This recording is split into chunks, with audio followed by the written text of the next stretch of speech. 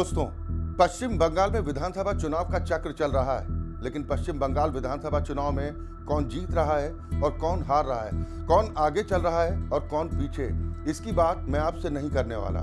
मैं एक सबसे अहम मुद्दे पर बात करने जा रहा हूं। हालांकि इसकी शुरुआत पश्चिम बंगाल से होती है, लेकिन ये बात अलग अलग राज्यों की राजनीति से होकर गुजरती है। दोस्तों, आपको याद होगा 2021 का चुनाव, जब ममता बनर्जी नंदीग्राम से चुनावी मैदान में उतरी थी और उनके खिलाफ भारतीय जनता पार्टी ने शुभेंदु अधिकारी को उम्मीदवार बनाया था। शुभेंदु अधिकारी उस समय हाल ही में बीजेपी में शामिल हुए थे। इसके बावजूद उन्होंने 10 साल से मुख्यमंत्री रही ममता बनर्जी को चुनाव में हरा दिया। उस समय की बात कर रहा हूं जब ममता बनर्जी 10 साल से मुख्यमंत्री थी और अपना ही विधानसभा चुनाव हार बैठी। अब किसी भी मुख्यमंत्री के लिए इससे बड़ा झटका क्या हो सकता है। इसके बाद हुआ ये कि भवानीपुर सीट जो उनके ही एक नेता ने जीती थी, उससे इस्तीफा दिलवाया गया और ममता बनर्जी ने वहां से उपचुनाव लड़ा और जीतकर विधानसभा पहुंचे। इस तरह उनका मुख्यमंत्री पद सुरक्षित रहा। लेकिन हर नेता के साथ ऐसा नहीं होता कि वो इस तरह से वापसी कर सके। ऐसी घटनाओं की शुरुआत उत्तर प्रदेश से मानी जाती है। पहला मामला साल 1970 का है, जब कोई मुख्यमंत्री रहते हुए अपनी विधानसभा सीट हार गया। उस समय संयुक्त विधायक दल की सरकारों का दौर था। 1967 में कांग्रेस कमजोर हुई। 1969 में पार्टी दो हिस्सों यानी कांग्रेस आर और कांग्रेस ओ में बढ़ गई। इंदिरा गांधी कांग्रेस आर की अध्यक्ष बनी, जबकि एस निजलिंगप्पा कांग्रेस ओ के प्रमुख थे।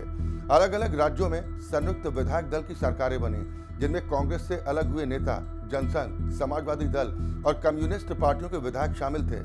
उत्तर प्रदेश में अक्टूबर 1970 में त्रिभुवन नारायण सिंह मुख्यमंत्री बने। वो कांग्रेस ओ से थे और जब उन्होंने शपथ ली तब वो किसी भी सदन के सदस्य नहीं थे। उस समय ये परंपरा थी कि मुख्यमंत्री विधानसभा का सदस्य होना चाहिए, न कि विधान परिषद का। संविधान के अनुसार उन्हें 6 महीने के भीतर किसी सदन का सदस्य बनना था। उनके लिए सीट तलाश की गई, लेकिन कोई सीट खाली नहीं थी। ऐसे में महंत अवैधनाथ ने गोरखपुर जिले की मणिराम सीट से इस्तीफा देकर जगह खाली की। त्रिभुवन नारायण सिंह वहां से उपचुनाव लड़े। उनके खिलाफ कांग्रेस के रामकृष्ण द्विवेदी मैदान में थे। ये चुनाव सिर्फ संयुक्त विधायक दल बनाम कांग्रेस नहीं रहा, बल्कि इसमें सामाजिक समीकरण भी जुड़ गए। खासकर पूर्वी उत्तर प्रदेश में ठाकुर और ब्राह्मणों के बीच की खाई इस चुनाव में मुद्दा बन गई। रामकृष्ण द्विवेदी ब्राह्मण थे और त्रिभुवन नारायण सिंह ठाकुर समाज से आते थे। कांग्रेस और खासतौर पर इंदिरा गांधी ने इसे प्रतिष्ठा का सवाल बना लिया। ये पहला और अब तक का ऐसा उपचुनाव था जिसमें देश के प्रधानमंत्री खुद प्रचार करने पहुंचे। इंदिरा गांधी 2 बार प्रचार के लिए पहुंची। इसका असर ये हुआ कि क्षेत्र में जातीय विभाजन और गहरा हो गया। आखिरकार रामकृष्ण द्विवेदी चुनाव जीत गए और त्रिभुवन नारायण सिंह चुनाव हार गए और इस हार ने बहुत कुछ बदल दिया। अप्रैल 1971 में उन्हें इस्तीफा देना पड़ा और सरकार गिर गई। इस तरह वो भारत के पहले ऐसे मुख्यमंत्री बने जो पद पर रहते हुए अपनी विधानसभा सीट हार गए, जिसके बाद भी कई उदाहरण देखने को मिले। 2012 में उत्तराखंड में भुवन चंद खंडूरी को चुनाव से पहले मुख्यमंत्री बनाया गया, लेकिन वो खुद अपनी सीट हार गए।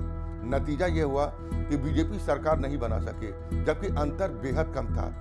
2022 में भी उत्तराखंड में पुष्कर सिंह धामी अपनी सीट हार गए थे, लेकिन पार्टी ने उन्हें मुख्यमंत्री बनाए रखा और बाद में उपचुनाव जिताकर विधानसभा भेजा। इससे साफ है कि मुख्यमंत्री का चुनाव हार जाना बहुत बड़ा जोखिम होता है।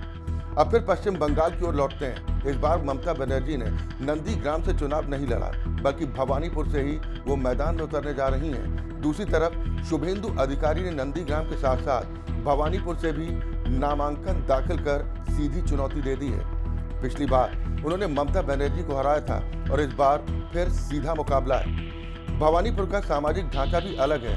ये एक कॉस्मोपॉलिटन इलाका है, जहां बंगालियों के साथ साथ गुजराती, पंजाबी, उत्तर प्रदेश और बिहार के लोग भी रहते हैं। मुस्लिम आबादी भी बहुत अधिक नहीं है। साथ ही बड़ी संख्या में वोट कटने की भी चर्चा है। इन सब बातों को देखते हुए ये कहना आसान नहीं है कि ममता बनर्जी के लिए जीत पूरी तरह से तय है। अगर वो भवानीपुर से हारती हैं तो ये सिर्फ एक सीट की हार नहीं होगी, बल्कि तृणमूल कांग्रेस के लिए बड़ा झटका होगा। इतिहास में भी ऐसा देखा गया है कि जब मुख्यमंत्री अपनी सीट हारता है तो उसका असर पूरी सरकार पर पड़ता है। दिल्ली में 2015 में अरविंद केजरीवाल ने शीला दीक्षित को हराया और कांग्रेस सत्ता से बाहर हो गई। 2025 में अरविंद केजरीवाल खुद अपनी सीट हार गए। अगर ममता बनर्जी भवानीपुर से हारती हैं तो ये पश्चिम बंगाल की राजनीति में बड़ा बदलाव साबित हो सकता है। ये बीजेपी के बढ़ते प्रभाव का संकेत होगा। हालांकि अंतिम नतीजा 4 मई को ही सामने आएगा, तब तक इंतजार करना होगा। फिलहाल इतना ही। अगले सेगमेंट में फिर मुलाकात होगी किसी नए अपडेट के साथ। तब तक के लिए धन्यवाद। वीडियो को लाइक करें, शेयर करें और चैनल को सब्सक्राइब जरूर करें। नमस्कार।